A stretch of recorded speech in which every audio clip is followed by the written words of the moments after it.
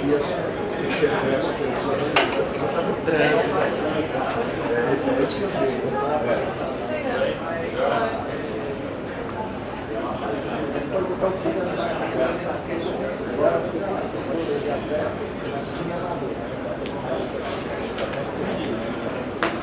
tarde, boa tarde. Por favor, vamos retomar nossas posições. Começar então os trabalhos do painel número 2, por favor. Sustentabilidade da distribuição.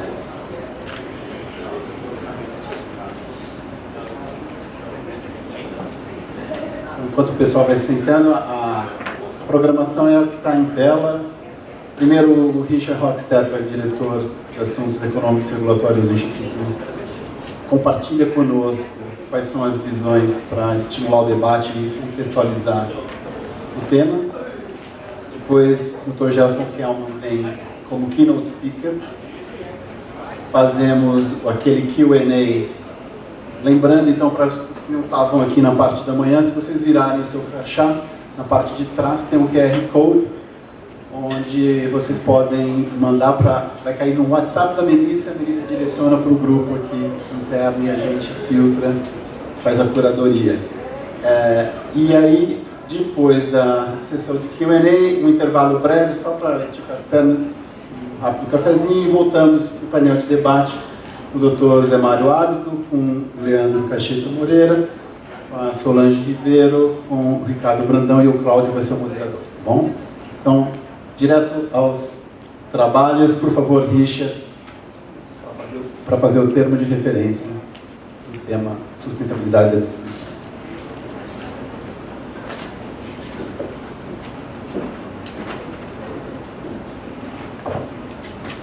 Boa tarde a todos. Indo direto para o assunto.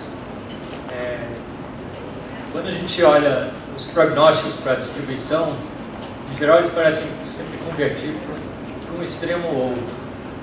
Um extremo a gente está classificando aqui como um magnífico mundo novo da distribuição, onde a distribuidora atua como um grande integrador dos recursos energéticos distribuídos. É um cenário de grande aporte de investimento na distribuição, que se torna cada vez mais relevante, inclusive mudando o seu papel ao longo do tempo, tendo um papel ali muito integrado com o operador do sistema, no despacho de serviços ancilares localizados, e até possivelmente até equilíbrio de oferta e demanda na sua área de distribuição. Na outra ponta, um cenário em que, em função das mesmas mudanças tecnológicas, podem levar os consumidores a se tornarem mais autônomos e utilizarem menos as redes e o suprimento centralizado, com mais autônomo, com baterias e, no limite, desligado da rede. Isso pode ser, eu diria, o cenário de telefonia fixa. As redes continuam ali, continuam sendo utilizadas, mas perdem seu dinamismo e gradualmente vão perdendo a sua relevância.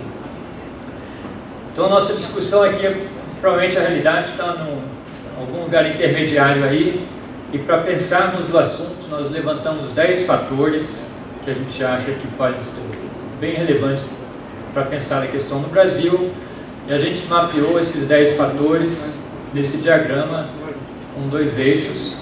No vertical a gente olha a questão externa, então se é uma oportunidade ou uma ameaça para a distribuição, e no horizontal a gente olha até que grau esses desafios são gerenciáveis ou não pela distribuidora.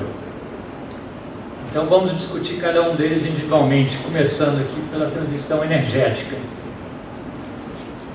A transição energética, ligando a nossa discussão de hoje de manhã, a gente vê como uma oportunidade em função da eletrificação.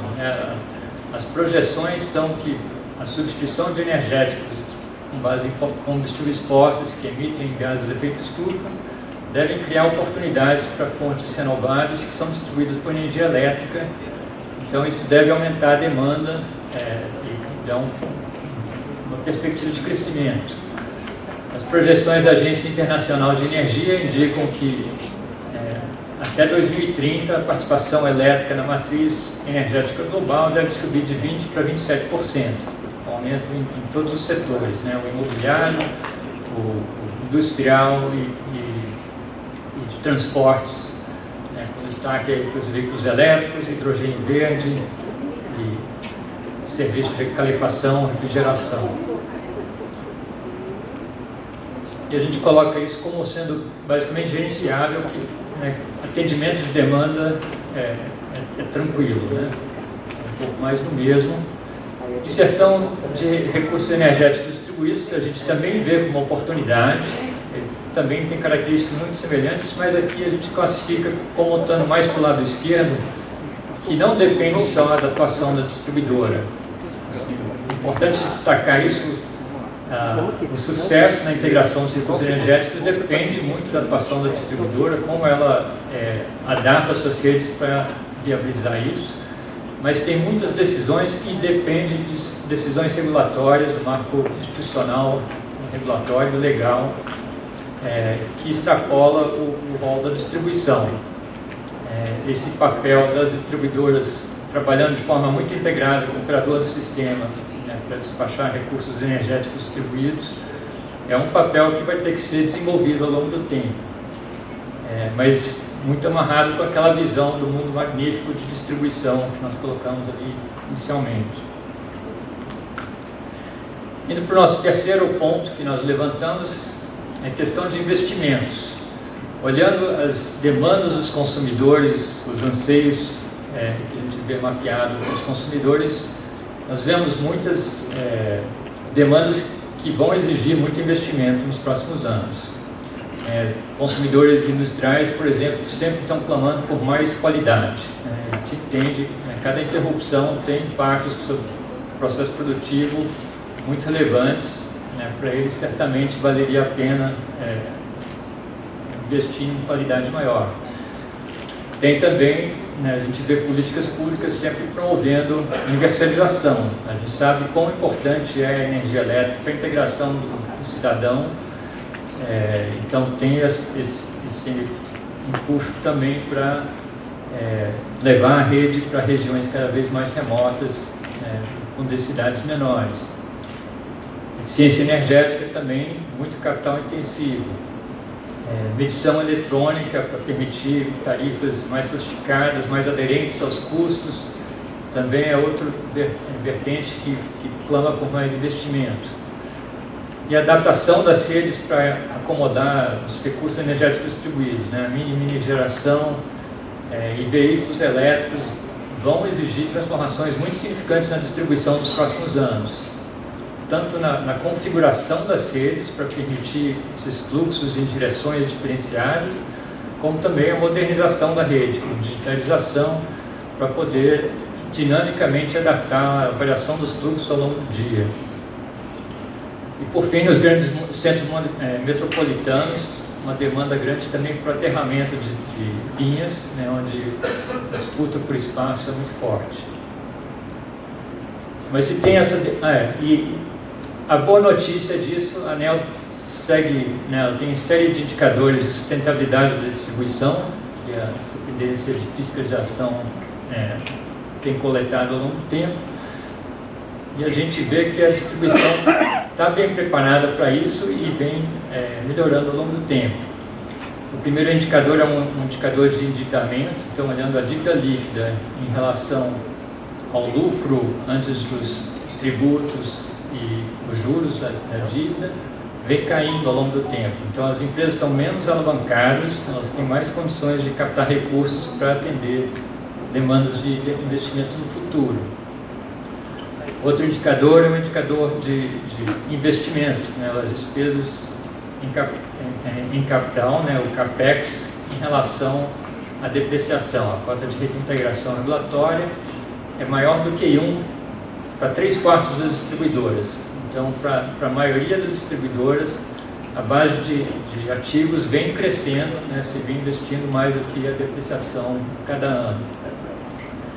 Então, as distribuidoras estão correspondendo com investimentos e parecem ter condições de atender essa necessidade. Mas, por outro lado, a gente vê uma parcela da população bastante significativa em que a preocupação maior é a modicidade tarifária. A última pesquisa do IBGE, a pesquisa de orçamento de familiares, realizada antes da pandemia, já indicava na região norte, quase metade dos consumidores não conseguiam, estavam com inadimplência com contas de água, luz ou gás. E valores bastante significativos também com prestação em compras de bens e serviços e até mesmo no aluguel ou prestação da casa. Então, essa é uma preocupação muito importante que tem que ser contrabalançada o desafio regulatório e de políticas públicas, tentando realmente identificar o que é a prioridade para cada grupo de consumidores, é uma parcela muito importante que tem que ser avaliada. Novamente aqui, quando a gente olha as estatísticas da ANEEL, da distribuição, boas notícias também. A regulação por incentivos vem dando frutos, a eficiência vem aumentando ao longo do tempo. O primeiro indicador ali é o lucro em relação ao valor regulatório para a parcela B.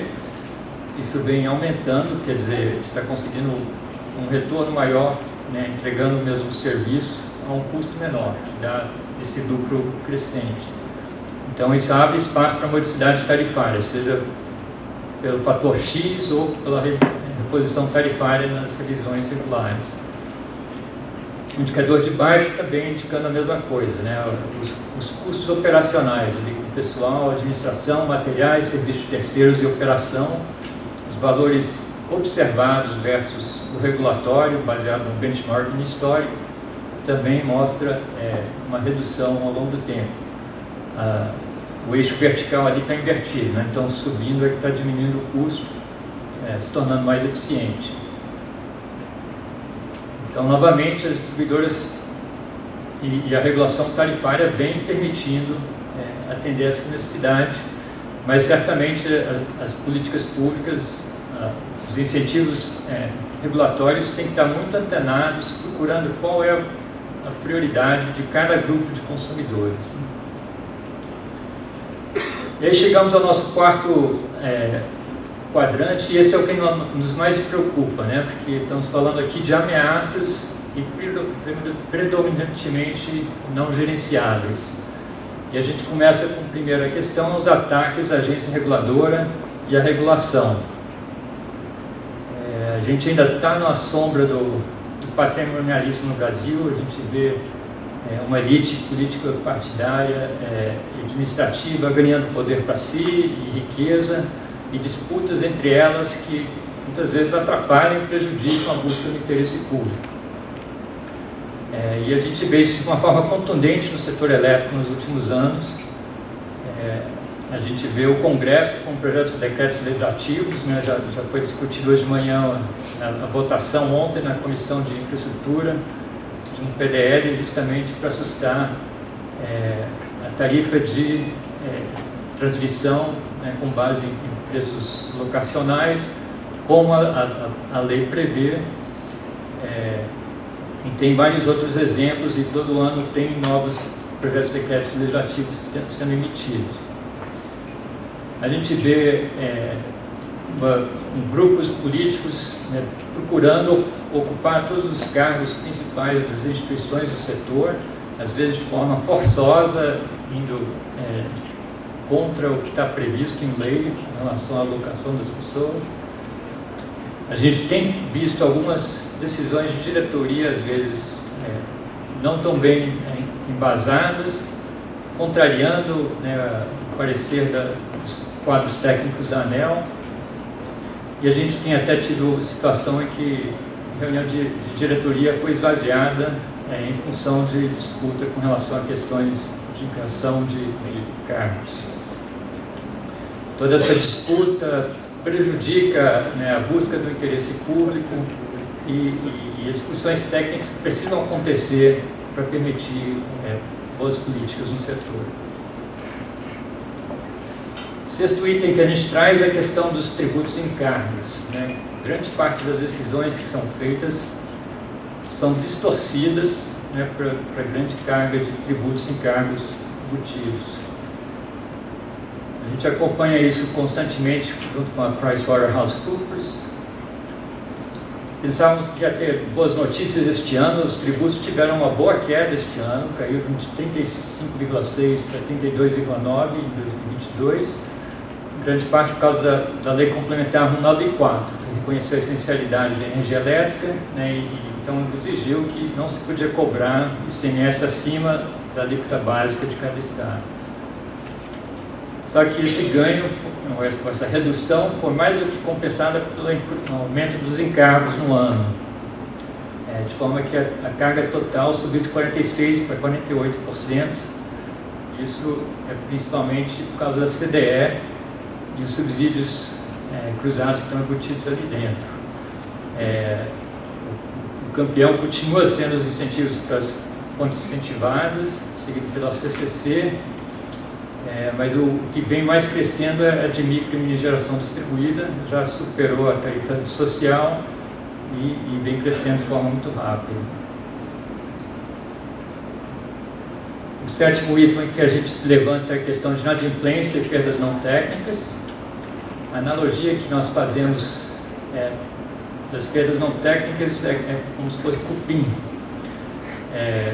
Assim, ela não só onera mais o custo de fornecimento, mas ela chega a ameaçar realmente a própria integridade do sistema e da sociedade. E quando ela fica visível, como a gente vê nessa foto, está quase comprometido o sistema. Então é um problema muito grave que precisa ser endereçado com muito cuidado. E as reflexões que nós trazemos aqui é qual que é a melhor alocação de riscos e a forma de endereçar essa questão de forma mais adequada. É um problema de decisão dos indivíduos e ela é impactada por sua interação social. A gente elencou aqui 4 fatores que a gente vê como sendo mais importantes, assim, influenciando as decisões das pessoas. O primeiro, assim, qual que é a chance de ser detectado se eu engajar em furto ou fraude de energia. Isso depende muito da distribuidora, né? Quão frequente, quão ativa ela está em fazer inspeções, de identificar ligações clandestinas, manipulação de medidores. Mas os outros 3 fatores vão além do que a distribuidora pode fazer, né? A segunda questão é qual que é a severidade da punição se você é detectado. E isso depende do Estado, né? Tanto as provisões legais e regulatórias de punição quando é identificado, e o judiciário, né, para sua implementação de fato. O estigma associado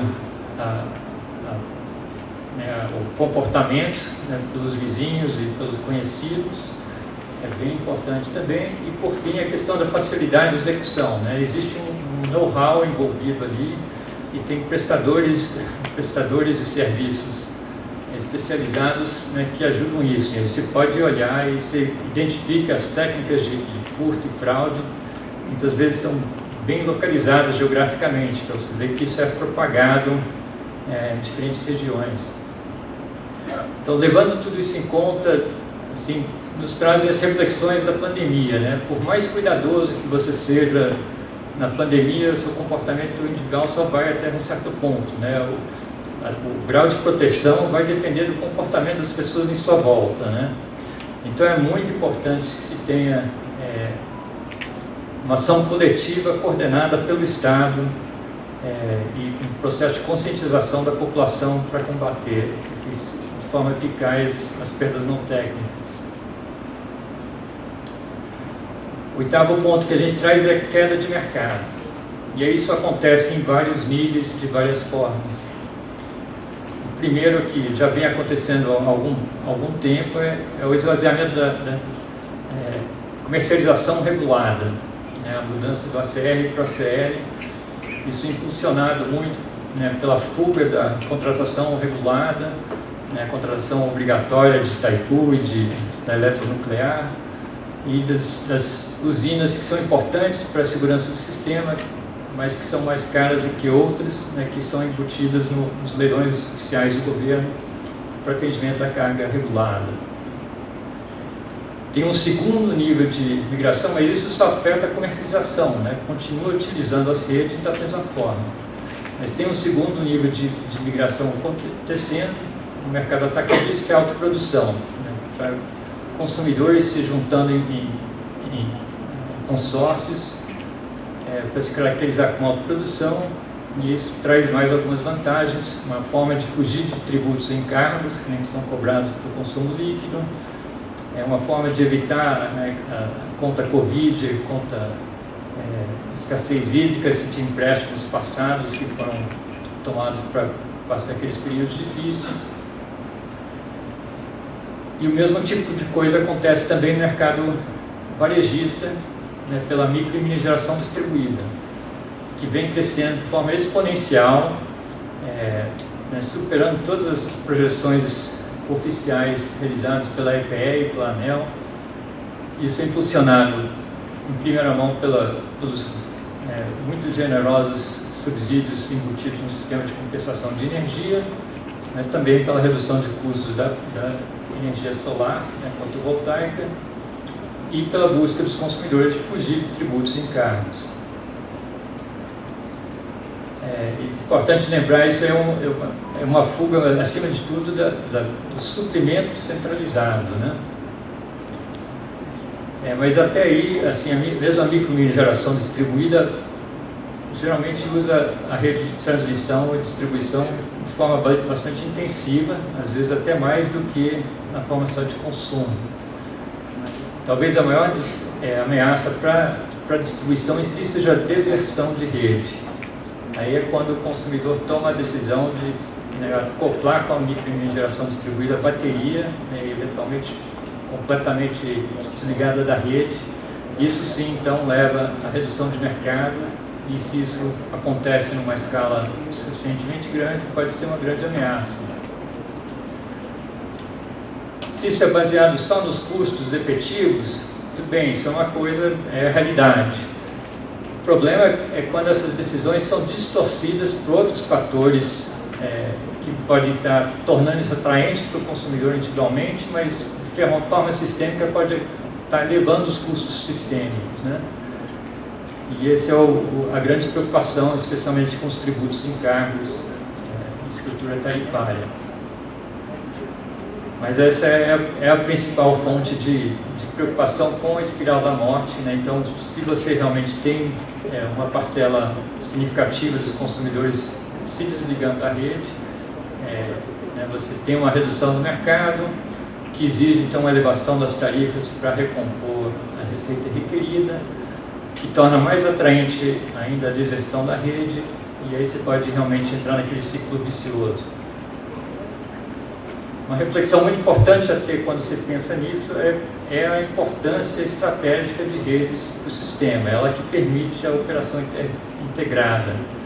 Você pensa à medida que baterias tornam a deserção mais atraente, né, e de fato tem muitos estudos mostrando que isso já é uma realidade para alguns consumidores na franja, e muitos estudos até indicando a que ano que essa paridade vai ser alcançada em vários lugares do mundo.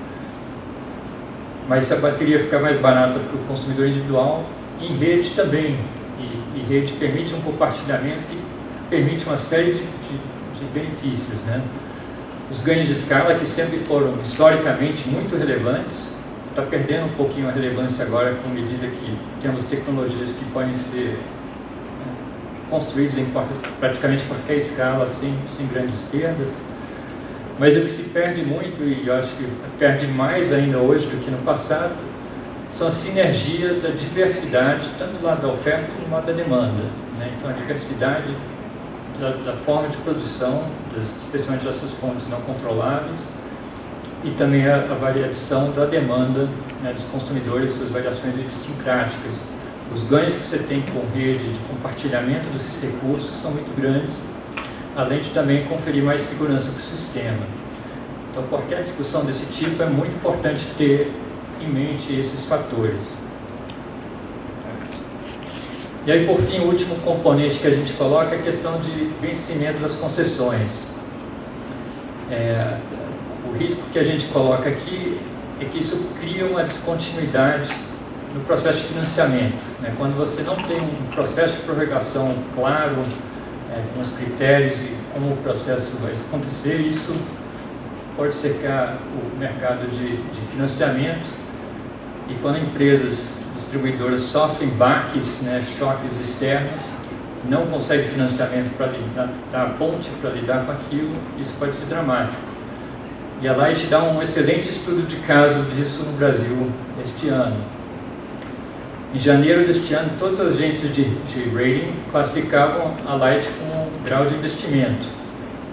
Em questão de algumas semanas, todas reclassificaram a Light como um grau especulativo. Foi uma mudança muito radical, muito rápida.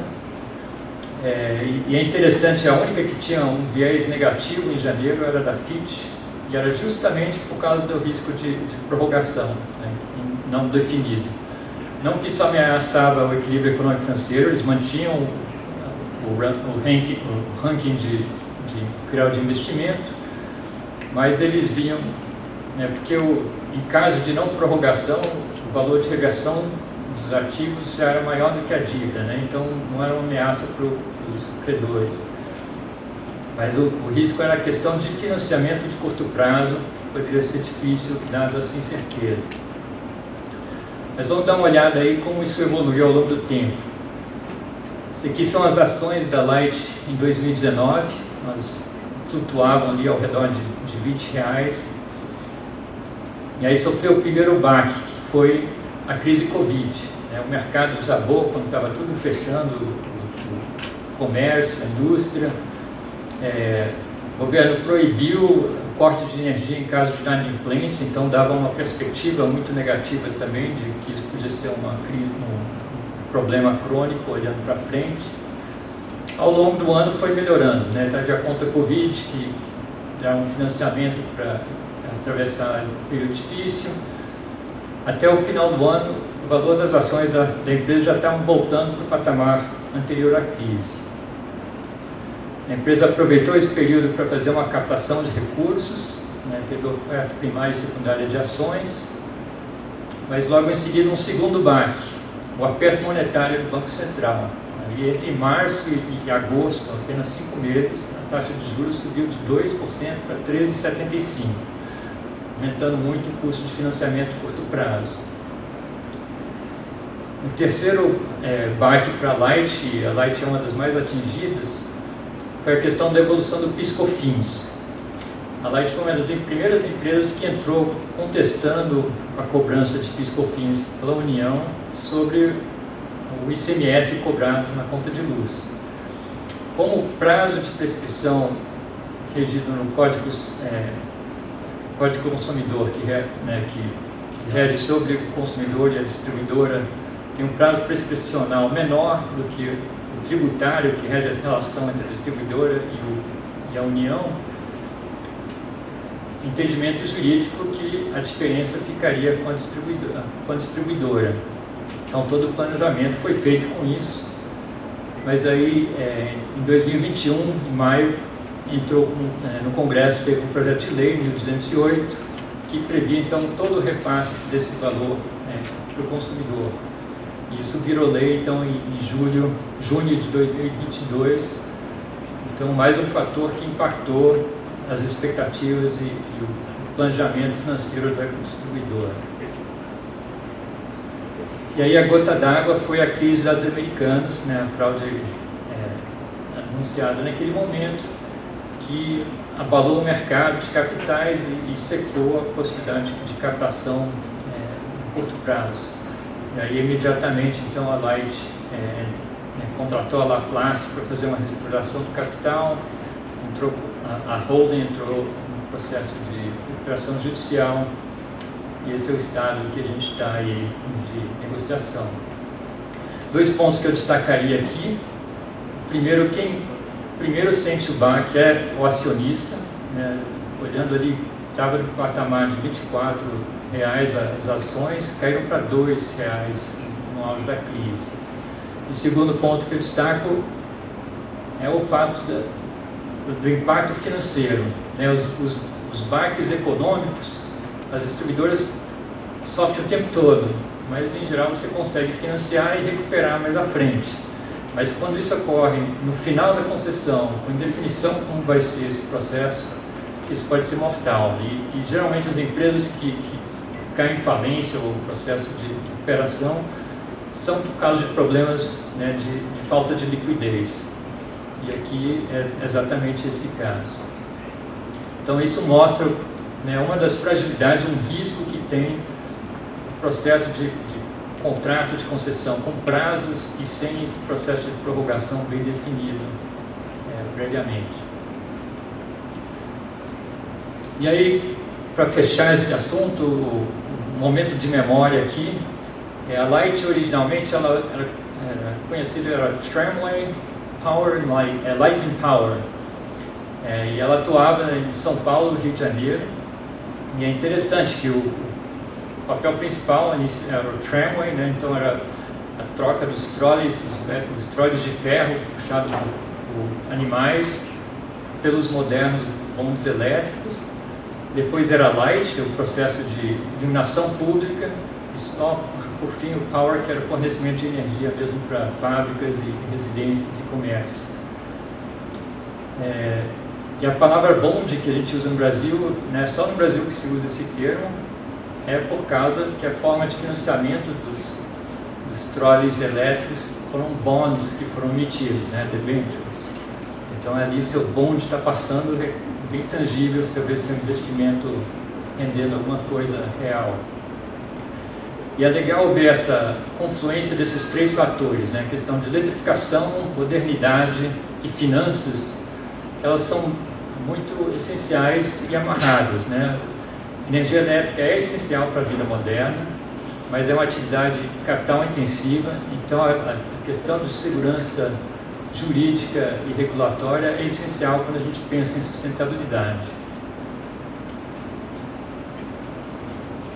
E aí, só para amarrar, olhando então esses 10 itens, sem olhar o impacto específico de cada um deles, né, mas só a distribuição dos 10 itens que a gente levantou, duas coisas que chamam a atenção, né? A maior parte está ali no lado das ameaças, né? Poucas de oportunidades, e também mais itens no lado do não gerenciável do que gerenciável. Então essa é a nossa provocação aqui para o nosso palestrante Gerson Kelman e em seguida do nosso painel de debate. Estamos muito ansiosos por ouvir essa discussão. Muito obrigado.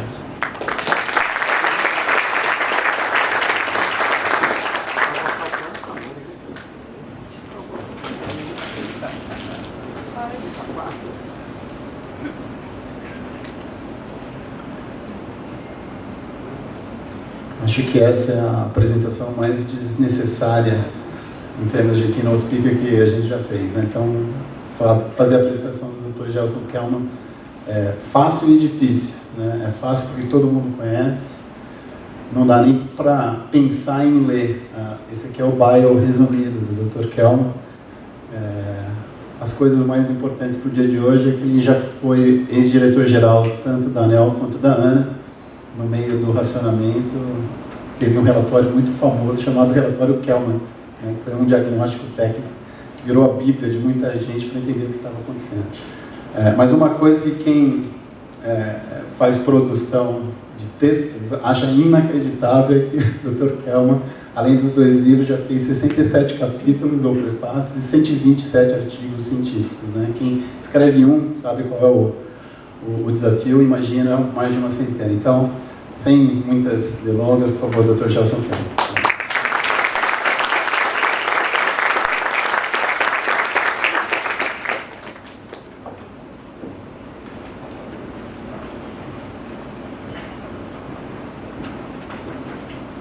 Obrigado, Eduardo. Inicialmente eu queria agradecer ao CNI Brasil e parabenizar por organizar um evento dessa qualidade. Parabéns, Cláudio, e todos os demais do CNI Brasil. Olha, eu tinha visto essa apresentação do Richard, ele teve a gentileza de compartilhar comigo. E eu achei ela tão boa, Richard, mas tão boa, que em vez de tentar tratar de outros assuntos, a minha estratégia aqui foi de usar os slides do Richard e fazer como se fossem anotações. Quer dizer, as minhas observações em cima dos 10 fatores que o Richard apontou como, enfim, oportunidades, ameaças, enfim, gerenciável, não gerenciável setor elétrico. Então, são eu vou um por um comentando. É claro que alguns assuntos eu tenho comentários meio superficiais e outros relacionados a alguma coisa que eu vivenciei. Quer dizer, eu acho que para a plateia o que é mais interessante é alguma coisa que eu passei na vida, né? Outras eu, enfim, tenho observações em geral. E a pergunta do Richard, a grande pergunta que é essa, desse seminário, dessa sessão, é para onde vamos, né, entre os dois extremos, né? A distribuição fica obsoleta, acabou, é que nem a indústria de carruagem, que vira, é substituído pelos automóveis, acabou, ou fica, como o Richard falou, telefonia fixa, né, não é desmontada, mas fica com muito pouca atenção, ou se é ao contrário, uma oportunidade da distribuição se renovar com novas tarefas, novas responsabilidades. E eu começo, então, com que, tirando um gráfico do Richard, no item, acho que 9, do Richard, ele fala de a grande ameaça é essa de que baterias, a tecnologia de baterias se desenvolva de tal maneira que se torna impossível você ficar sem ligação com o grid, você ficar autônomo. Essa seria o automóvel sucedendo a carruagem. Né? Acabou a distribuição.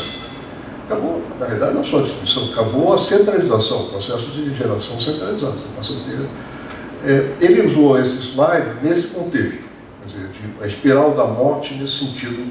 Agora, nós temos, e ele destacou isso com muita propriedade, nós temos essa espiral da morte já agora, antes de qualquer evolução tecnológica.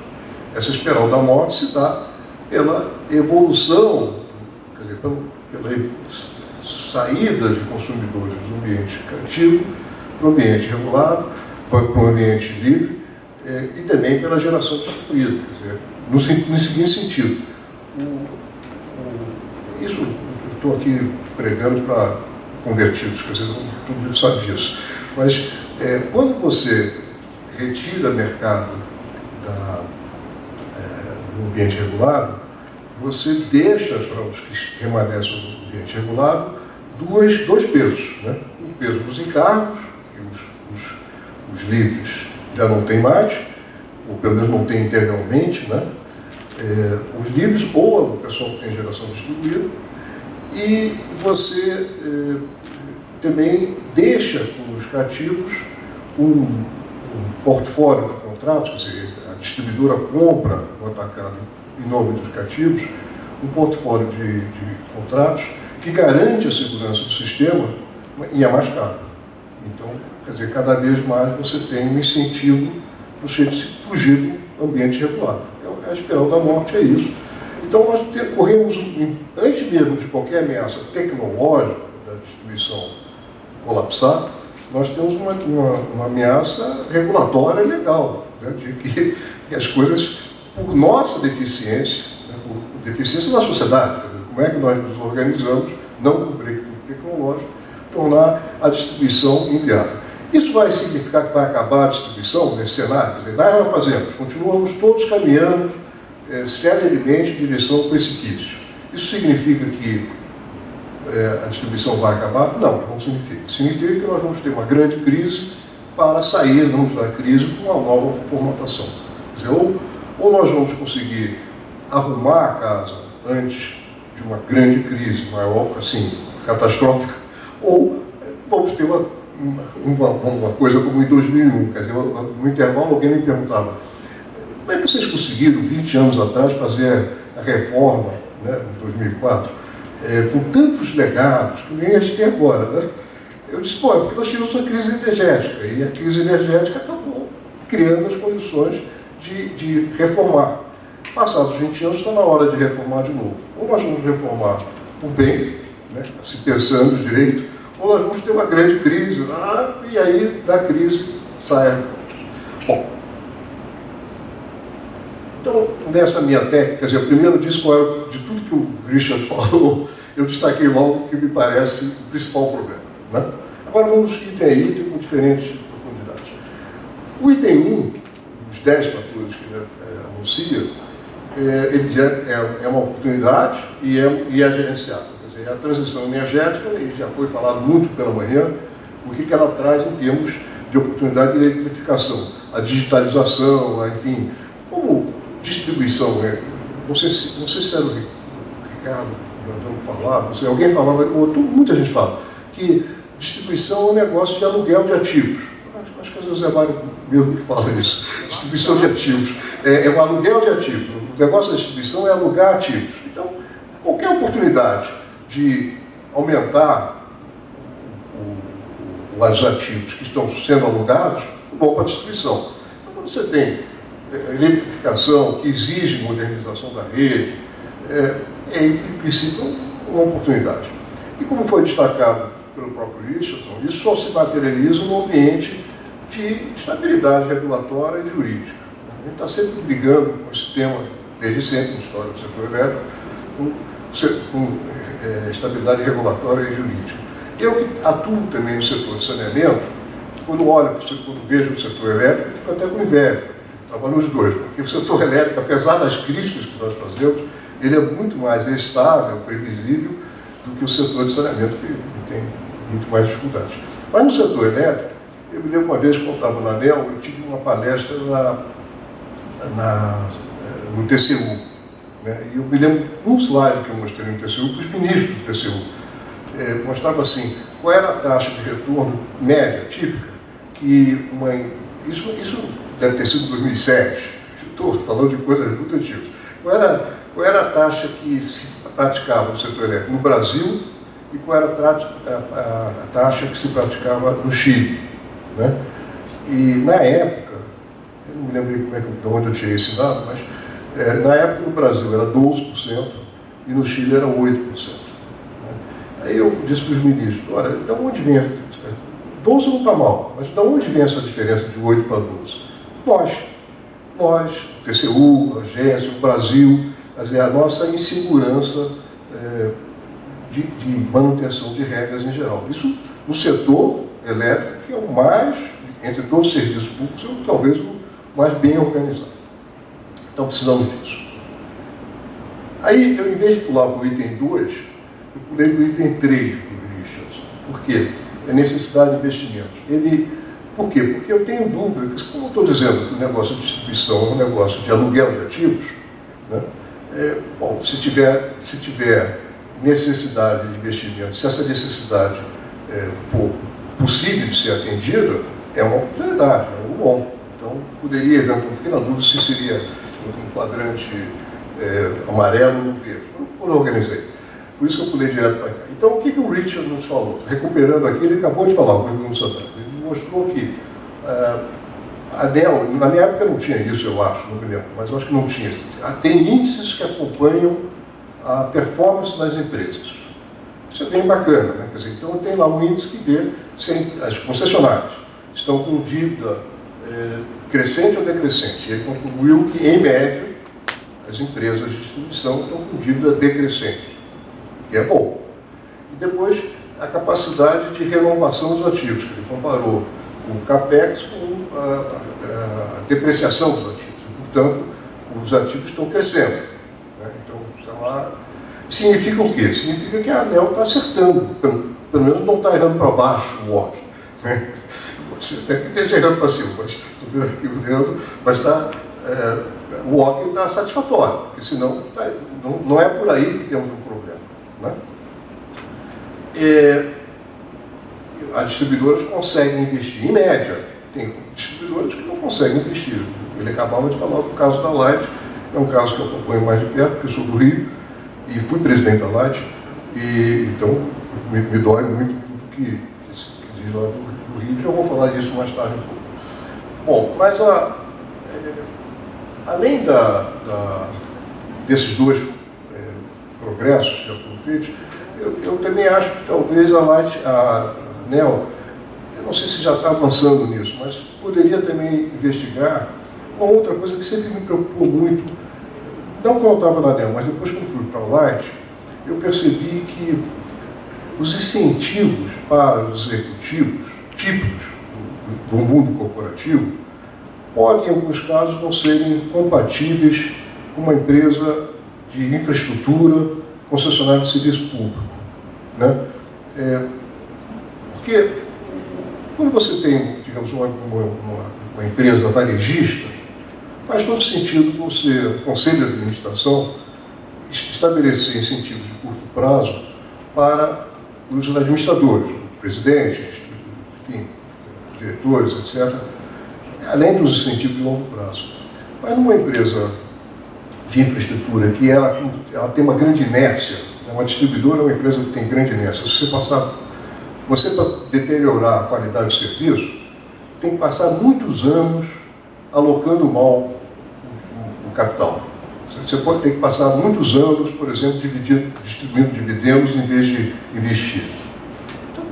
Então o incentivo de curto prazo, às vezes, leva a decisões que, a médio e longo prazo, não são boas para a área de concessão. Então, como sugestão para a ANEEL, não sei se já está fazendo isso, porque eu não estou acompanhando a ANEEL assim no dia a dia. Eu até hesitei um pouco quando o Cláudio convidou, porque eu não estou no cotidiano, estou com a visão assim de helicóptero, né? Mas assim como se verifica se financeiramente as distribuidoras estão indo bem, e se elas têm capacidade de investimento, também se não está havendo algum tipo de concessionário, os incentivos para os dirigentes não estão equivocados. Bom, quer dizer, as concessionárias, em média, algumas não, mas em média estão com capacidade de investir, mas os consumidores estão com capacidade de pagar? Essa pergunta que o Richard fez. O Richard, conseguem pagar? Ele mostrou que quase metade das famílias atrasam as contas, são inadimplentes, tem problemas. Nós temos, de fato, a conta de luz é algo que pesa significativamente no orçamento das famílias, em média, no país. Mais até que no setor de saneamento. A conta de luz é mais cara, em geral, do que a conta de saneamento. E isso daí envolve, assim, nós precisamos ter uma certa humildade de reconhecer que ambicionar um serviço de alta qualidade pode ser incompatível com a capacidade de pagamento dos consumidores. Eu me recordo que, logo nos primeiros dias, no primeiro ano, acho, não sei exatamente, talvez tenha sido. Eu estive na ANEEL de 2005 a 2008. Eu acho que foi em 2005 teve uma revisão tarifária, e que, na época, né, você, para cálculo da revisão tarifária, para cálculo da tarifa, você levava em consideração o plano de investimentos, né, para frente. E até não se verificava muito, olhando para trás, se aquele plano tinha sido cumprido. Isso depois foi aperfeiçoado. Mas quando se fazia o plano de investimentos, eu me lembro que uma concessionária do Nordeste veio com um plano de investimentos absolutamente ambicioso. Assim, caramba, se você cuida centenas de milhões de reais, que é transformar aquele serviço que era muito ruim, na Suíça. E aí eu digo, mas não é possível, isso não está compatível com a capacidade de pagamento da população. Não é possível fazer isso. Então, é preciso também. Agora mudou um pouco a metodologia, né? Mas isso a gente tem que saber que querer não é poder. Nós temos que ter um serviço que seja compatível com a capacidade de pagamento da nossa população. Esqueci aqui. Também, na minha época de ANEEL, uma coisa que eu sempre quis e nunca consegui avançar, por minha deficiência, não da agência, é o seguinte: se nós olharmos uma área de concessão, a qualidade de serviço tem uma grande variação regional, quer dizer, dentro da área de concessão. Eu moro em Copacabana, no Rio. Lá, as instalações da Light são subterrâneas. Eu não tenho interrupção de energia, nunca. Eu já moro nesse apartamento que estou morando hoje há uns 5 anos, não tive uma interrupção, nenhuma, nem por um segundo. Uma qualidade espantosa, né? Bom, quem mora em Belfort Roxo, na Baixada Fluminense, não tem essa qualidade, né? Mas paga a mesma tarifa, né? Se não tiver tarifa social. Então, Eu acho que, quando falamos de estrutura tarifária, diferenciação de comercial e industrial, residencial, tal, um possível avanço seria dividir a receita requerida, também levando em consideração horários, levando em consideração a qualidade de serviço, o técnico que for, medição de qualidade de serviço. Isso, de certa maneira, até atenuaria um pouco o problema da dificuldade de pagamento, porque não é à toa que o serviço é de melhor qualidade nas áreas mais afluentes, que são as áreas que têm população com maior poder político, são as populações que pagam a conta, portanto a concessionária tem interesse em fazer instalações ali e tem menos interesse em fazer instalações, em expandir os serviços, expandir as instalações nas áreas mais difíceis. Então, isso, não sei se alguém se lembra dos antigos da ANEEL, mas eu propunha isso lá na ANEEL na época, não me recordo mais porque eu não consegui levar para frente, mas enfim, eu coloquei aqui.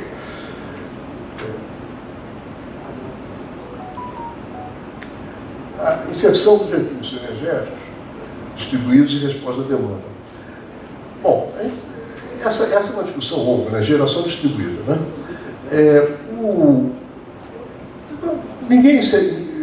Nós temos uma discussão quase ideológica com geração distribuída. Deixa eu começar dizendo que, claro que geração distribuída é uma coisa boa.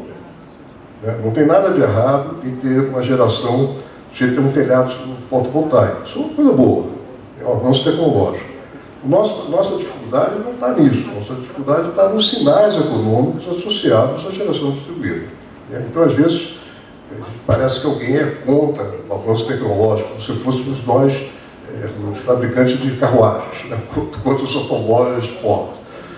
Mas não, temos problemas, quer dizer, se a geração coincidisse no tempo e no espaço com a carga, simplesmente fosse um abatimento da carga, então pronto, você não está tendo nenhum efeito maior no sistema. Mas como não é, você precisa, quem tem geração distribuída, estou chovendo molhado, todo mundo sabe disso, quem tem geração distribuída utiliza o sistema de distribuição, utiliza também o sistema de transmissão, e isso, vamos dizer, essa situação que você não deixa de ser só consumidor, mas passa a ser produtor também, isso associado a ter, eventualmente, carros elétricos, essa coisa toda, traz a necessidade, inclusive, de talvez a geração local ser superior à demanda local, fazendo que haja uma inversão de fluxos. Tudo isso leva a ter a necessidade do operador de sistema de distribuição. É uma das oportunidades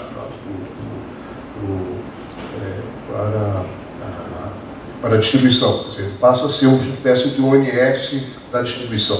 Né? Bom, eu recentemente fiz um artigo com a Ângela Gomes, né? Ângela Magalhães Gomes, que foi da Light e agora está na PSR, comparando, saiu na Folha, comparando o subsídio que é dado para a geração distribuída, para aqueles que têm geração distribuída, com o que é dado para a tarifa social. Fiquei muito espantado com esse número que nós chegamos. Quer dizer, pegamos um montante, não um montante já, pegamos qual é a capacidade instalada hoje de geração distribuída. Quando fizemos o artigo, era talvez há um mês atrás, era 23 gigawatts de geração distribuída. Ontem eu li já está em 24, em um mês. Né? Assim, pum. E aí você pega essa capacidade instalada, acha qual é o fator de capacidade, vê qual é a geração média e tal, vê qual é o subsídio que está embutido naquela geração distribuída, que não paga TUS, e isso daí divide por 3 milhões grosso modo, 3 milhões de consumidores que têm geração distribuída, e dá uma soma espantosa de R$370 por mês. É um subsídio médio. Né? Aí você compara isso faz um raciocínio semelhante com quanto é que tem tarifa social, qual é o volume de recursos que vai para a tarifa social, quantos são os beneficiados? 17 milhões de famílias têm tarifa social. Divide um pelo outro, R$27. Espantoso. Quer dizer, nós temos um sistema que subsidia quem tem capacidade de construir CAPEX, quem tem capacidade de construir placas fotovoltaicas, enfim, ou da próprio telhado, ou em algum terreno, não sei o quê, nós subsidiamos 14 vezes, em média, 14 vezes mais do que subsidiamos uma família pobre que precisa de tarifa social. Eu fico até encabulado com o brasileiro, uma coisa, né? Ainda tem gente falar que taxar o sol, horrível. Bom, aí a tentação, né, a gente fica nisso, aí a gente olha, hoje o deputado Arnaldo Jardim estava falando da lei 14.300, né, que trata da geração distribuída, e foi, de certa maneira, um progresso no sentido que estancou, né, mas estancou o que vem para frente, né? O que já está aí, que já está até 2045, é uma quantidade nova que vai aumentar ainda. Está em 24 gigawatts, vai aumentar ainda, talvez uns 28, sei lá. E aí a gente fica tentado, né, a dizer, pô, tem que parar com isso e tal. E aí é preciso tomar cuidado e o que pode ser feito e o que não pode ser feito com os erros passados. Né? Na ANEEL, né, eu sempre dizia que, repetindo Malan, dizendo que o passado tem que ser previsível. Então, por pior que seja, isso já foi. Quer dizer, essa geração distribuída toda, com todos esses benefícios, vai durar até 2045, paciência, seria muito pior qualquer... Mesmo que nós não tenhamos nem poder, quer dizer, nós que eu digo, as pessoas que ficam indignadas com isso, não teriam nem poder de mudar isso. Mas se tivesse poder para mudar isso, não deveria mudar, porque o mais importante é a estabilidade de regras. Estabilidade.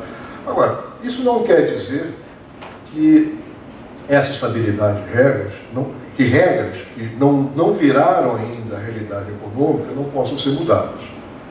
Então, por exemplo, tem uma lei, a lei da Eletrobras, que diz, olha, tem que construir 8.000 megawatts de térmicas inflexíveis. Dessas, já teve um leilão, foi contratado 1.000 megawatts, da ordem. Ok, tudo certo. Nós não somos obrigados. Quer dizer, o país não teria nenhuma violação de coisa nenhuma se nós tivéssemos capacidade de mudar a lei e dizer, não precisa mais das outras 7.000. Não precisa, porque não tem lógica nenhuma. Foi uma decisão completamente contra o interesse público. Né? E mais ainda forte é o PCS. Eu vou falar um pouco mais sobre o PCS, mas o PCS, se lembra, hoje de manhã foi falado, final de 2021, uma situação de preocupação com o eventual racionamento de 2022, o governo decidiu fazer um leilão. Né? Muita gente critica isso, não quero embarcar nessa onda de críticas, porque é fácil ser engenheiro de obra feita. Lá na hora não se sabia. Mas aí, depois disso, o leilão, depois disso, verificou, choveu e tal, não seria necessário. E aí, a atitude correta nesse caso é o seguinte: quem cumpriu o contrato, cumpriu e tem que ser respeitado. O passado tem que ser respeitado. Agora, quem não cumpriu o contrato não tem lógica nenhuma. A única hipótese de abrandar condições da execução desse contrato, os contratos do PCS, que custam bilhões de reais, seria se nós precisássemos, se o país precisasse. Não é o caso. Então, eu até brinquei, eu estava no conselho de uma outra empresa que era sócia de uma das empresas que entrou no leilão, ganhou o leilão e entregou. A Termoelétrica de Paulínia, a empresa que eu estava era sócia. E aí, como eu tinha sido diretor-geral da ANEEL, os sujeitos lá no conselho vieram me perguntar: bom, o que você acha? A gente pode fazer uma coisa aqui um pouquinho diferente do que estava lá no contrato e tal. Eu disse assim: olha, se no contrato estava escrito que o texto tem que ser em Times New Roman, não usa Arial, porque se eu fosse diretor-geral da ANEEL, se você mudar um trocinho, por menor que seja, eu diria que eu não preciso desse contrato. Então, e isso daí, eu fiquei muito feliz quando vi que a posição técnica da ANEEL era no sentido de que quem não cumpriu rigorosamente o contrato tem que o contrato não vale. Mas isso, eu vou falar um pouco mais disso na frente. Aqui foi, esse slide é só para mostrar, no tal do artigo que eu publiquei com a Ângela, qual é em algumas empresas que tem muita geração distribuída, qual é a média da TUSD, R$ 444. Bom, Agência Reguladora e Regulação Subatária. Pergunta: quem extrapola, ANEEL ou o Congresso? Acho que nessa altura, depois de ontem, nós não temos muita dúvida de quem é que extrapola. Né? É claro que o ANEEL cumpre o dever legal dela, está na lei de Constituição da ANEEL. Então, uma decisão de cálculo, estou pegando o exemplo de ontem, tem outros casos, é claro. Como ela toma uma decisão de calcular a TUSD com sinal locacional, ela está cumprindo a obrigação. E ela está fazendo algo que tem algo de caráter muito técnico, não sei quantas consultas públicas, não sei quantos meses de discussão. É claro que quem está extrapolando é o Congresso Nacional. Né? Eu, até aqui, quando acabou a reunião de manhã, eu fui conversar com o deputado Arnaldo Jardim para perguntar a ele se na visão dele, bom, enfim, se não caberia uma ação na Justiça, e tomara que surja uma ação na Justiça contra essa decisão, se a decisão do Senado virar realidade. Ela, por enquanto, foi de uma comissão, né? Mas se virar realidade, porque trata-se de um decreto que não é uma nova lei, é um decreto que,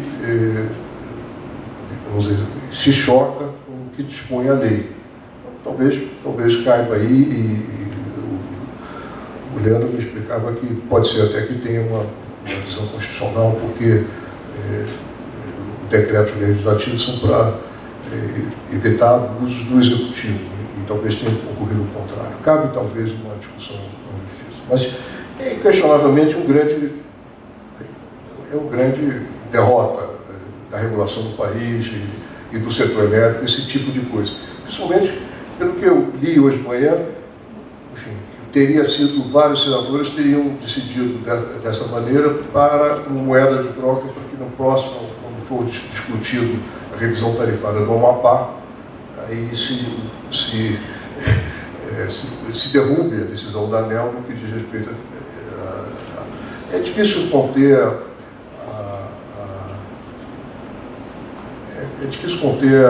assim, a decepção. Né? Eu sou velho o suficiente para ter participado do processo de luta pela democracia, né? Na época do regime militar, e fico assim completamente constrangido que nós criamos uma democracia em que parlamentares legitimamente eleitos defendem interesses absolutamente ilegítimos. Então, acho isso muito bom. Bom, mas aqui eu estou no muro das limitações. Vamos ver aqui. Para a ANEEL tem um desafio muito grande, realmente, porque fica sendo atropelado pelo Congresso. Eu acho que, em qualquer hipótese, tem que, assim como faz a análise de impacto regulatório, também impacto legislativo. Quer dizer, eu acho que qualquer proposta do setor elétrico no Congresso deveria responder essas duas perguntas. A proposta aumenta a riqueza do país? Quer dizer, quando qualquer coisa que a gente quer vai aumentar a riqueza do país. É algo que, por exemplo, é um subsídio que, como foi no passado, o subsídio para eólico e solar, que eu sempre fui favorável na época, era algo que tinha a perspectiva de aumentar a riqueza do país. Mas quando você está tomando decisões que tira de um grupo para dar para outro, decisões desse tipo, que é a alocação de custos, não é a de criação de riqueza, aí cabe a segunda pergunta. Realoca a riqueza dos mais ricos para os mais pobres, ou é o contrário?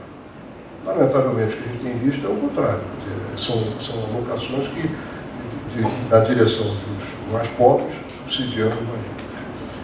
Bom, aí, para terminar o assunto do PCS, que me incomodou muito, né, incomodou muito não só a maneira como está sendo, esse negócio está demorando. Acho inadmissível, como diz o diretor-geral da ANEEL, que a ANEEL demore quase um ano para tomar uma decisão nesse assunto.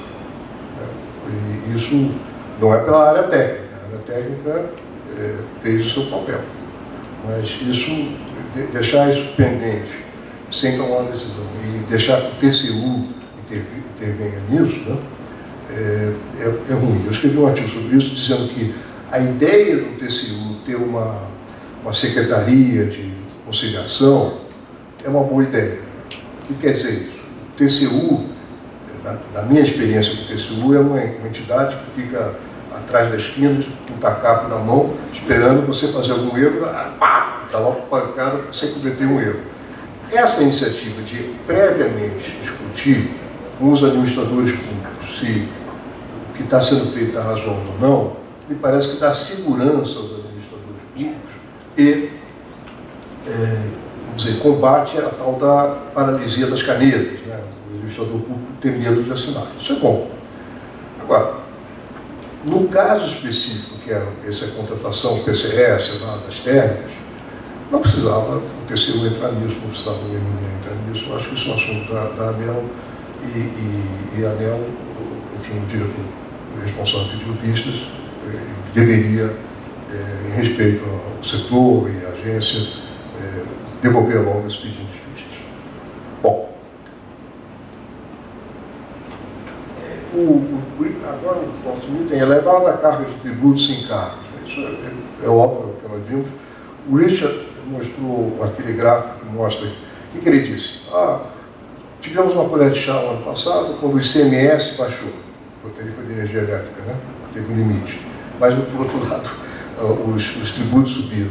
No gráfico que ele mostrou, eu tive cuidado de comparar qual era o percentual de encargos. No meu último ano de diretor-geral da ANEEL, foi 2008, 9%. Agora, 15%, é quase o dobro. Então, é uma enorme avanço desses encargos. A reforma tributária que está aí em discussão, grande discussão se energia elétrica como é que deve ser tratado isso, porque eventualmente se cair na alíquota geral dos tributos sobe, né? Então se tem que tratar mesmo. Eu não conheço o suficiente para opinar, mas acho que sem dúvida tem que ter isenção para os consumidores de baixa renda. Quer dizer, isso, qualquer coisa, não tem sentido os consumidores de baixa renda pagarem os impostos. Mas no resto não vou entrar muito. E outra coisa também não entendo bem, eu estou passando isso aqui de raspão, é se não seria possível, assim, quando eu estava na Light, eu ficava assim, tive decisões difíceis de tomar, regiões em que você não conseguia cortar, né? Então você tinha regiões difíceis, você não conseguia, a inadimplência total, furto, tal, a pessoa não paga, tal. Aí o que você faz? Você paga, na hora que você emite a fatura, você paga imposto, recolhe imposto. Então a tentação, quer dizer, então você emitir faturas em regiões em que as pessoas não pagam e você não tem capacidade de cortar, né, não tem capacidade de exercer, enfim, o que a lei manda, né, porque o Estado não tem domínio, a tendência é você, bom, isso aqui é uma sangria, é melhor parar de emitir faturas, porque eu estou pagando imposto e não recebo. E aí você cria um círculo vicioso, porque aí também o Estado, ele não tem interesse muito. O Estado, quando ele quer que você emita a fatura, ele não quer que você receba, ele não está preocupado que você receba. Então, se nós tivéssemos, se o Estado recebesse o imposto, o tributo caísse, fosse incidisse sobre a receita, sobre recebimentos, e não sobre faturamento, haveria também alinhamento de interesse do Estado, do governo do Estado, de que você aumente a sua receita. Né? Não é só que você emita você aumenta a sua receita. Então, não sei se isso caberia na reforma, mas isso deveria ser assim. Bom, esse assunto da inadimplência de energia é um assunto que eu já fracassei. Né? Tendo sido presidente da Light, fui presidente da Light de 2010 a 2012. enfrentei o problema e fui mal sucedido. Então, não estou aqui com posições muito favoráveis de dizer que tem que ser feito. Eu não sei nem se tem solução, para falar a verdade. Mas acho que caminho, eu estou aqui falando de uma experiência talvez a mais aguda, que é no Rio de Janeiro. Né? Isso não é geral no país, é mais no Rio de Janeiro. Então, eu acho que tentativa de enfrentamento disso tem que ter calcado em pelo menos 2 pilares. Uma é inovação tecnológica. Eu não sei ainda qual inovação tecnológica, mas vou falar um pouquinho disso. E outra é você tornar vamos dizer, você fazer com que o furto, a fraude, seja pior para o consumidor do que ele se tornar um consumidor regular. De alguma forma, você fazer com que aquilo... Você tem que competir com a milícia, estou falando do Rio de Janeiro agora, tem que competir, as distribuidoras têm que competir com a milícia e com quem faz os gatos. Né? Não é nada fácil isso. Então, como foi explicado pelo Richard, é preciso, primeiro, o ataque, a atenção da distribuidora tem que ser não na área que já está perdida. Tem áreas que estão completamente perdidas. Essa não adianta.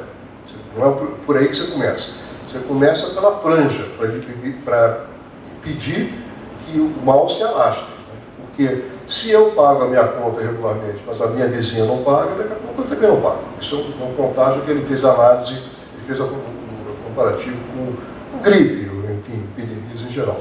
Então é preciso conter. Né? Inovações tecnológicas, eu tive, não como ex-presidente, nem como gente do setor elétrico, mas como carioca, eu tive recentemente, nos últimos 3 meses, 2 vezes na Light, para conversar com o pessoal. Eu conversei com os diretores também, mas depois eu fui conversar com os técnicos mesmo, no laboratório e tal, porque como é que foi a evolução tecnológica? Lá atrás, quando eu era presidente, vamos usar toda essa smart grid, todos esses avanços tecnológicos digitais, tal, isso 12 anos atrás. Vamos usar isso para, de alguma forma, dificultar o furto. Né? Não deu muito certo, então aí depois nós evoluímos para fazer a medição centralizada. Foi isso que lá no Amazonas, o senador do Amazonas foi contra. Então, que é você, na saída do transformador, você colocar uma caixa, né, onde você coloca os medidores, e desses medidores saem os ramais diretamente para as casas das pessoas. Então, as pessoas a medição é feita já na saída do transformador. Isso começou na minha época, lá na Light. Nós também copiamos a ampla na época, que era inverter, botar a baixa tensão em cima e a média tensão embaixo para dificultar, enfim, mil coisas desse tipo, e sempre sendo derrotados. Né? Quando fizemos essas caixas, os profissionais do furto abriam as caixas e faziam os gatos ali diretamente da caixa, tal, enfim, bypassavam com o medidor. E a última vez que eu tive, poucos meses atrás, lá tinha a caixa, e depois aí blindaram a caixa, aí os caras põem fogo na caixa, depois, agora a caixa tem a prova de tiro, de fuzil, tal. Enfim, tem coisas que vão ficando completamente inviáveis. Né?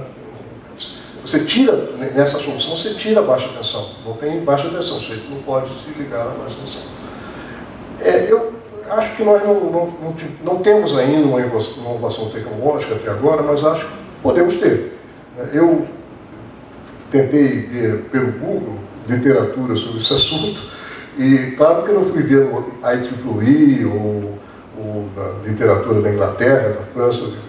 Eu fui procurar literatura de Bangladesh, no Paquistão, na Nigéria. Eu encontrei um troço bacana no Bangladesh, é um negócio que muda a tensão, queima todos os equipamentos de quem está ligado. Achei que isso... Eles usam. Parecido. Eu achei que não seria viável, se fosse adotado esse negócio. Imagine que, com a morte de um miliciano queimando 35 anos no Rio, imagine se fosse feito um negócio desse, o que ia acontecer. Não é possível. Mas, aí, enfim, eu não estou propondo, porque ideias que surgem, vou dar só o exemplo de uma ideia que que eu acho que merecia. Tem várias coisas da área de P&D que deviam ser examinadas, e que a ANEEL, dentro dessa lógica da sandbox, deve ser bem tolerante, bem receptivo, que é, por exemplo, você injetar, eu sou engenheiro civil, tá? Então não sei ser muito preciso, mas injetar um ruído na rede, manter a rede de baixa tensão, mantém a rede de baixa tensão. Não queima. Hein? Não queima. Não queima. O último que eu vi era um sujeito que propõe, o Elcio, que propõe injetar uma corrente contínua, botar uma corrente contínua na rede, que faz com que os motores de geladeira, ar-condicionado não funcionem. Mas não queima nada. E aí, se o sujeito se ligar direto na rede, né? E para funcionar, tem que ter um filtro acoplado ao medidor e tal, e que aí permite, assim, isso tudo que eu estou falando são ideias, né? Permitiria, talvez, algum tipo de criptografia, algum tipo de liga, tal, alguma coisa que fosse... Porque é claro que os marginais, na hora que você botar um filtro no seu medidor, no montante do seu medidor, eles vão fazer um filtro igual. Você tem que ter... Não é só isso, você tem que ter uma criptografia para ficar ligando. Mas, enfim, eu fui demais nisso, eu quis dizer só que eu ainda acho, embora já há 12 anos de sucesso, eu ainda acho que teremos algum tipo de solução tecnológica, e a minha sugestão é que a ANEEL fique realmente, por mais maluca que seja a ideia, com exceção de queimar tudo, deve ser receptiva a isso. Outra linha são de subconcessões. Na linha de subconcessões. Antigamente, você tinha um concessionário único, isso não é mais viável, numa região de ocupação irregular. Isso nos anos 60. Hoje isso não é mais possível, mas eu conto aqui uma experiência que eu tive na Sabesp. Eu também fui presidente da Sabesp, e lá é parecido. Distribuição de água tem um problema de furto parecido com o caso de energia elétrica. E aí, o que eu percebi é que você tem a concessionária tem dois prejuízos, né? Um é que ela não recebe pelo consumo da energia ou da água, e dois é que há um enorme desperdício, porque como as pessoas não pagam, né, as pessoas saem de casa e deixam o ar-condicionado ligado. Não tem nenhum hábito de conservar porque não pagam. Né? Então, esse desperdício tem um valor econômico que pode ser utilizado de forma, digamos, de forma a diminuir, de uma forma de trazer alguma ordem. Então, lá na Sabesp, eu fiz um negócio chamado Programa Água Legal. O Água Legal era simplesmente o seguinte: tá aqui, medimos quanta energia, quanta água, no caso, mas para com a energia. Entra numa certa comunidade, né, você tem controle do total fornecido, e diz, olha, aqui eu forneço tanto e a minha receita é irrisória. Então, o que me custa tanto, porque produzir um produto, a energia elétrica ou a água, me custa tanto. Então, eu vou fazer o seguinte, vou fazer uma licitação para que alguém cuide disso aqui, como se fosse uma subconcessão, e o ganho, eu vou medir o ganho. Quer dizer, o ganho é diminuição de perda, né? O que cair de perda eu vou repartir com esse subconcessionário, não chamava dessa maneira. Eu fiquei muito preocupado na época, porque era meio óbvio que, como não tinha projeto, como é que é a situação de água? Desculpa eu estar falando de outro assunto, mas como é que era a questão de água? Tem distribuição, todo mundo tem água na casa, assim como todo mundo tem água e tem energia elétrica, mas nesse sistema caótico, que foi a foto que o Richard mostrou. Né? Na água, são um monte de tubinhos de diâmetro pequeno espalhados, uma macarronada de tubos espalhados pelas vielas, pelo chão, tal. Um cara vai consertar o tubo dele e quebra o tubo dos outros. É um sistema caótico. Então, eu disse, ó, substituir isso tudo por algo georreferenciado, sem projeto, vai fazendo as-built, é o as-built, não tem projeto. Né? E depois vamos medir qual foi a redução de perda da concessionária, vamos repartir isso. Né? Então, portanto, pagar pelo resultado. Eu tinha medo de que isso pudesse encorajar, enfim, os malfeitores locais, né? Os donos do local. Né? Isso é feito em áreas... E de fato, No caso específico lá de São Paulo, não teve esse caso, porque eu fui lá com o então governador Alckmin, na primeira que nós inauguramos, fomos tomar café na casa da Dona Maria, assim, no caso, uma cozinha pequenininha, e ela disse assim, chama lá o prefeito, chama o prefeito. Eu fiquei assim, espantado, quem é o prefeito aqui? Então, o prefeito era chegou cheio de colar de ouro, era o dono do local, né? E aí eu fiquei preocupado, porque ela chamou o prefeito para dizer assim, pagava para o senhor aí, pagava você R$50, agora eu vou pagar para a Sabesp 15, que era a tarifa social, R$15 por mês. E, portanto, não, e vou ter conta, posso ir na Casa Bahia, porque tem conta no meu nome. Eu fiquei meio preocupado, o prefeito ficar zangado, porque ele estava perdendo o negócio, mas não, ele provia aquele serviço, naquele caso, o serviço era a legitimação da ocupação dele ali. Ele tinha outro negócio, que não era água, né? Então ele não ligava. No caso do Rio é um pouco diferente, porque as milícias exploram as comunidades locais, cobrando pelo serviço. Então teria... Agora, visto de outro ângulo, as pessoas que estão na criminalidade, fazendo isso, extorquindo os moradores, né, cobrando por serviços que eles não prestam, se for dar uma alternativa, talvez esse seja o caminho. Então, sob concessão, ele tem que dar uma chance de que tem uma situação ali local. E aí, por último, nesse negócio sandbox, essas regras e isso é uma coisa muito boa que eu vi, isso é um elogio agora. As notas, uma das notas sobre a nota sobre renovação da concessão, de distribuição, vamos dizer, aceita a diferenciação tarifária por áreas de elevada incidência de perda não técnica ou complexidade socioeconômica. Quer dizer, não é razoável que a inscrição na tarifa social seja feita por quem tem meio salário, famílias que têm meio salário mínimo e médio, tal, per capita, essa coisa. Aquilo que eu falei, Dona Maria não paga, o vizinho também não vai querer pagar. Melhor, a Dona Maria tem tarifa social, o vizinho vai querer também tarifa social. Isso tem que ser por áreas, não pode ser diferente. E a própria tarifa social, tarifa social é o subsídio que eu sou altamente favorável, porque tem que viabilizar isso, né? Nós temos que tornar pagável, né? Então, a própria estrutura da tarifa social talvez mereça revisão. O próximo item do Richard é a queda de mercado, né? Bom, aí, o que eu digo aqui? A arbitragem regulatória e não competição, quer dizer, o que está puxando... Nós não estamos numa situação em que o mercado... O Brasil está bombando, com PIB de 7% ao ano, aumento do PIB de 7% ao ano. Nós não estamos nessa situação. Nós estamos numa situação que está tudo mais ou menos morno. E por que o ACL cresce enormemente? Cresce enormemente por canibalismo, está puxando o mercado no ambiente regulado, né? Então isso não é necessariamente crescimento econômico. Se você fazer investimentos, novos ativos, para atender algo que já está atendido, significa cobrir um santo e descobrir o outro, né? Então, e aí? Mas isso se dá porque agora temos uma inovação tecnológica que faz com que aquelas energias antigas não precisem mais? Não, porque o que dá segurança ao sistema, como eu falei, em geral, em média, são os contratos das distribuidoras com as hidrelétricas, com as termoelétricas.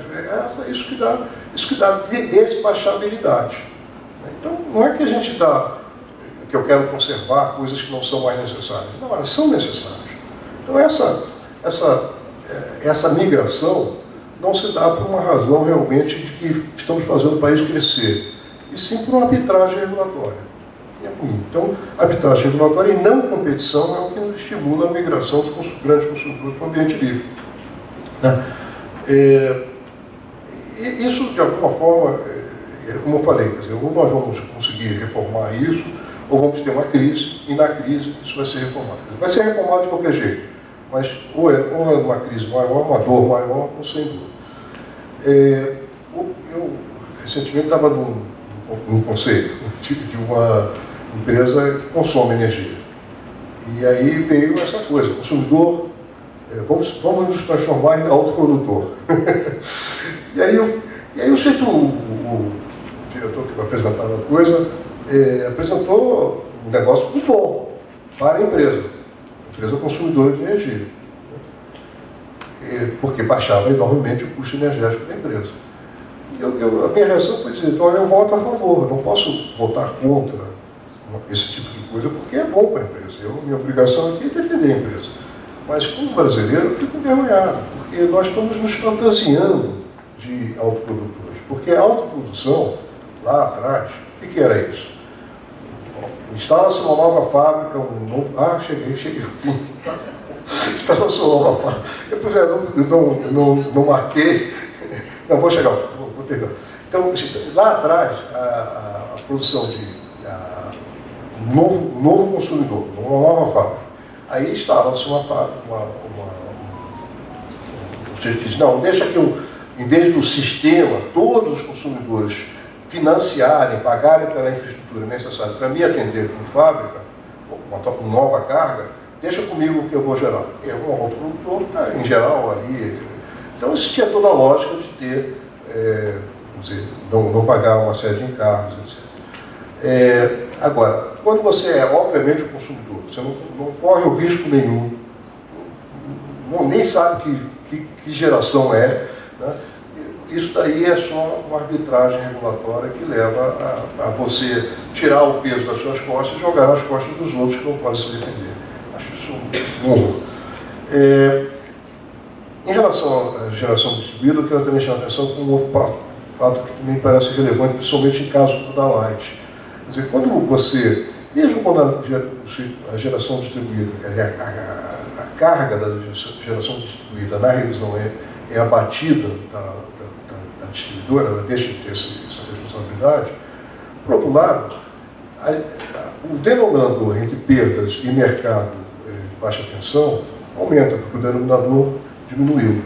Então, mesmo que a distribuidora não tenha sido relapsa no combate às perdas, o índice que mede os combates às perdas aumentou. Então, isso também, nos lugares onde tem grande migração e que tem muita perda não técnica, muito furto, é um problema. Bom, deixa eu chegar logo, senão... Desação da lei, eu já falei que só o breakthrough tecnológico seria baterias, aí sim, ninguém tem que ser contra isso, isso vai acontecer, mas acho que não está um pouco longe, e o que nós temos hoje é, como já disse, é um processo regulatório ruim que talvez esteja matando a galinha dos ovos de ouro. Para terminar, na questão de concessões de sendas, o caso da Light, o Christian já falou bastante, eu vou pular um pouco. Eu acho que vale a pena aqui, para terminar, dizer que a distribuição, o conceito de concessão para distribuição é muito diferente do de geração. Geração, você está concedendo um bem público, né, um potencial hidráulico, por exemplo, se fosse uma usina hidrelétrica, um potencial hidráulico, um bem público, que você concede por tempo limitado. E o investimento é feito no início e tem uma vida útil, você fez todo o estudo de viabilidade, levando em consideração que o seu investimento retornará com resultados ao longo do prazo da concessão. No caso da distribuição, não, porque na distribuição você está continuamente fazendo investimentos, é uma situação bem diferente. Tipicamente, quase a remuneração líquida é metade da bruta, assim, grosso modo. Então, é um processo de investimento contínuo. E ter prazo de concessão tem todas as dificuldades que o Luís apontou, que vai chegando no final da concessão, ou a distribuidora para de investir, porque vai acabar, ou não tem financiamento, não tem retorno, enfim, é ruim isso. Melhor, eu seria favorável a não ter prazo e ter uma vigilância constante. Ou seja, concessão por prazo indeterminado, mas a qualquer momento e com prazo, com um processo, né, a ANEEL pode mudar, trocar de concessionária, porque aquela não está sendo satisfatória. Ok, eu tinha essas perguntas aqui, os serviços são 4. O serviço de distribuição vai perder relevância no futuro? Eu acho que não, já respondi por quê. Quais são as maiores ameaças para a distribuição? Espiral da morte é uma ameaça regulatória e não tecnológica. Como podemos lidar de forma mais efetiva com o problema de fluxo de energia? Foi o que eu falei. Aposta na tecnologia e aposta em condições sociais, fazer com que a população naquelas regiões consiga pagar a conta. Né? A tecnologia para obrigá-las a pagar a conta. E aí eu deixo uma para o painel que segue, para mim tentar responder quais são os desafios de separação de fio e energia, quem vai atender a demanda por energia nas áreas que as pessoas não pagam. Deixo isso para o painel responder. Muito obrigado.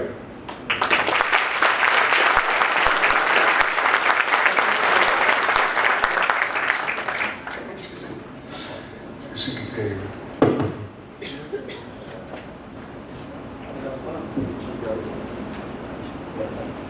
Ok? Doutor Kelman, tem 2 campeões de popularidade aqui das perguntas. GD, Espiral da Morte e PNT, Operação Técnica. Vamos começar por... E o PDs não técnicas, PNT. Tá? Vamos começar por PNT. Daqui a pouco eu vou só avisar a linguagem. Tá? PDs não técnicas. A pergunta é, chegamos ao point of no return. Será que atuar na franja é suficiente?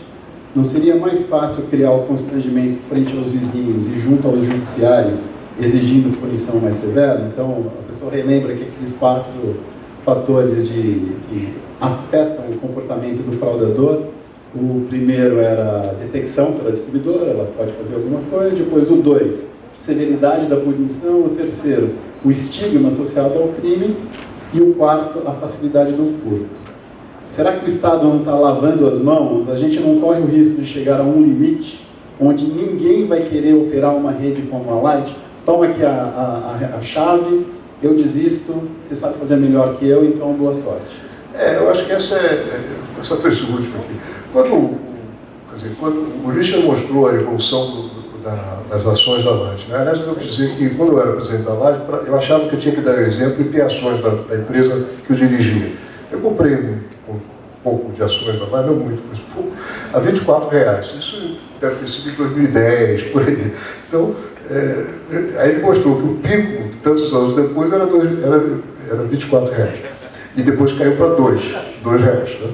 Bom, mas então, quando ele mostrou esse gráfico, ele disse que lá pelas tantas, o raciocínio que se fez, no início, que o raciocínio que os investidores fizeram foi que, olha, se acabar a concessão, se ela não for renovada, não tem problema nenhum, porque a base de remuneração é mais ou menos do tamanho da dívida.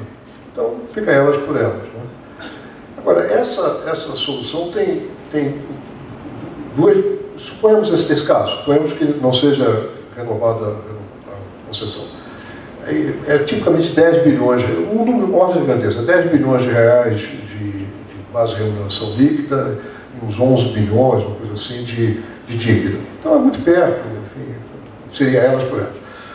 Bom, isso significa que o Tesouro, se for esse caminho, primeira alternativa, o Tesouro paga, né, 10 bilhões, os credores têm um prejuízo muito pequenininho, e agora tem que achar um novo... O que faz com isso? O que faz com a área de distribuição da Light? Essa é uma pergunta. Né? A outra alternativa não, é achar que um novo concessionário, um prestador de serviço que queira, e aí esse novo concessionário pague quem está saindo pela base de remuneração e assume o serviço. Eu como sou carioca, eu gostaria que a primeira alternativa não existisse, porque você não ter alguém para prestar o serviço lá enfim, é um fim da picada, é o fim do mundo. Então temos que achar uma solução. E não acho que é pelo constrangimento, que foi o que alguém me falaram. Quer dizer, nas regiões mais difíceis, vamos dizer, o normal é achar que a energia é grátis, né? Ou se não for grátis, ela é paga para a milícia. A milícia, quer dizer, a milícia extorque do camarada alguma coisa que ele acha que é grátis. Então, o constrangimento do vizinho, eu não acho que existe. É um problema que eu não sei bem como resolver. Como eu falei, quer dizer, as minhas únicas expectativas de alguma solução é por via tecnológica e dizer, tarifa que a população possa pagar. Quer dizer, via tecnológica para impedir, de fato, o furto. E uma tarifa que ele possa pagar para que ele não se desespere, vá para a rua e toque fogo em tudo. São essas as alternativas que eu vejo como possível. Mas, como eu disse, eu tentei 2 anos e não fui bem sucedido, de forma que não estou otimista. Tá bom. A próxima pergunta, a gente volta para GD. A Lei 14.300, que vai manter o subsídio até 2045, para aqueles projetos que a gente sabe que tem um payback muito mais acelerado que isso. A própria ANEEL fez cálculos de payback dos projetos de GD. E olhando para coisas como o projeto 2703, que tentou prorrogar os subsídios, não está na hora da gente ter uma reação e tentar reduzir o prazo dos subsídios, até diante dos números que o senhor mostrou aqui, comparando subsídio para GD ou para tarifa social? Você acha que teria viabilidade, olhando para o que a gente assistiu na parte da manhã? Eu acho que tudo que não está... Quer dizer, primeiro, para acontecer isso, para acontecer essa reversão, é preciso ter poder político para fazer isso, né? O deputado Arnaldo Jardim falou com muita propriedade que os lobbies, defesa de interesses muito localizados, tem uma capacidade de articulação no Congresso absolutamente brutal, né? E os interesses difusos da sociedade, que deveriam, pela Constituição, serem defendidos pelo Ministério Público, não tem defensor nenhum, a não ser as associações tal, de consumidores. Então, supondo que a gente tivesse poder para fazer isso, né? Aí eu diria o seguinte: o que não está ainda materializado em investimentos deveria ser reversível, deveria ser objeto de paralisação e reversão, na linha que eu falei, por exemplo, das térmicas da Petrobras. Quer dizer, ou seja, se não aconteceu ainda, para. Agora, o que já foi, já virou investimento, por mais absurdo que seja, esse nós devemos respeitar, porque, acima de tudo, tem o conceito da estabilidade, do respeito às regras, do respeito aos contratos. Ok. Aqui uma outra vem tentando surfar em cima da experiência do senhor no setor de água, né? Quais são as melhores lições aprendidas no setor de água e saneamento que poderiam ser transferidas para o setor elétrico? Essa experiência que eu contei do Lago Legal esse é bem sucedido. Quer dizer, eu contei uma experiência mal sucedida ali na Light, mas na Sabesp foi bem sucedido. Quer dizer, essa ideia da subconcessão e de repartir os ganhos, da redução de perdas com o concessionário local. E isso daí, acho que isso é uma lição. Quer dizer, porque não era pagar a obra, é típico de empresa pública, no caso da Sabesp é uma empresa pública, você contratar uma obra. Não era isso, era contratar um parceiro. Um parceiro que ia administrar aquilo ali e com gente local, quer dizer, a obrigação do contrato, que os funcionários foram contratadas senhoras que iam de casa em casa, um serviço bem feito de que as regras, os termos de referência da contratação exigiam uma inserção local. E isso daí foi bem sucedido. Eu acho que é isso que eu estou propondo também para a energia elétrica. Obrigado, doutor Kelman. A gente já estourou o tempo aqui, tem 4 outras perguntas. Eu mando para o senhor depois, por e-mail, para a pessoa ser atendida. A gente vai fazer um breve intervalo de 15 minutinhos, para tomar um cafezinho, e a gente retoma às 4 horas, 12 minutos, de 4 e 5, para ir para o painel de debate, tá bom?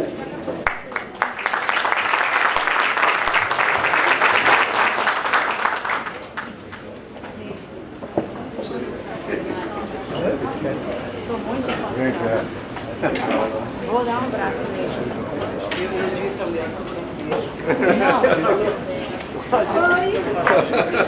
Vem dar um abraço. Não, eu não sei se eu via. Foi tão divertido, parabéns, viu? Depois a gente vai bater um papo aí com a minha tese do doutorado.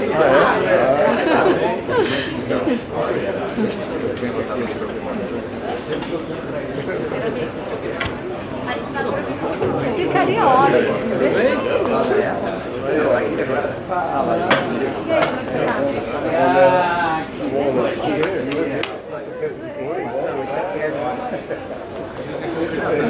Ah, uma história. Eu vi, isso ajuda aqui, tá falando.